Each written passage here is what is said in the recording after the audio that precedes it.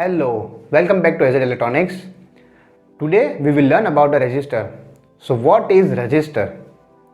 When we connect LED or any component with a battery, we use a resistor, right? But if we do not use a resistor, then this is what happens. Our LED will burst up.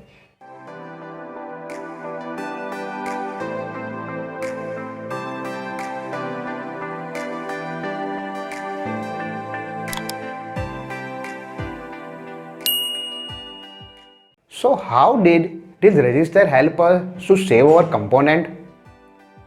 There is simple logic. When the resistor is connected to the circuit, it resists the flow of the current. As a result, we can save our component from excessive current. Here you can see the flow of the electron is reduced after passing through the resistor.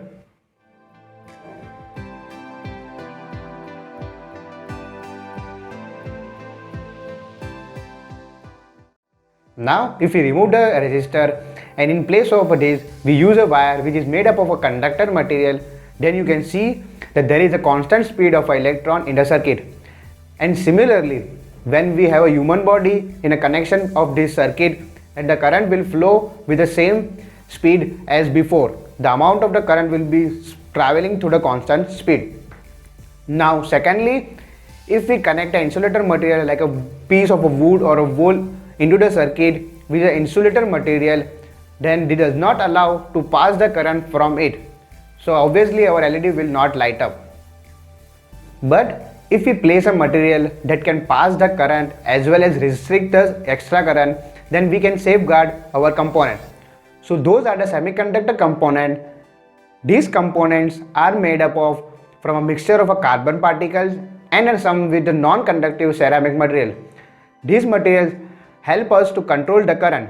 So here you can see in the inner diagram of the resistor there is a mixture of a carbon and around it there is an insulator material. So we can touch it freely, and there is a two connecting rods are placed on the each side of the resistor. So this is how our resistor is made up of, and the resistance of the resistor depend upon its size and the material composition, that what amount of carbon and ceramic are added to the resistors so it can resist the amount of current through it. So more the size of the resistor is, the more the current it can resist. So advantage over here is that if an excessive current is passed through the circuit, then this resistor will get damaged and we will save our expensive component from it. As the resistor is a very inexpensive component compared to any other component in the market, so it can be easily replaced whenever the excessive current is passed through the circuit, and this will save our component from getting damaged.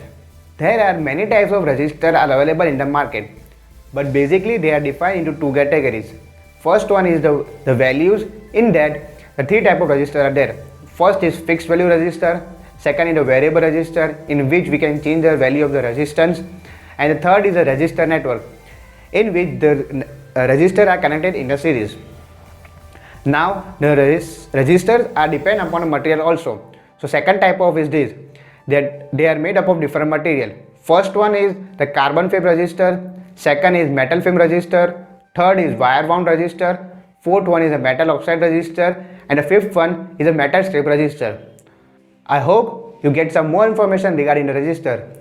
So that's all for today's video. We will see you in the next video. Bye bye.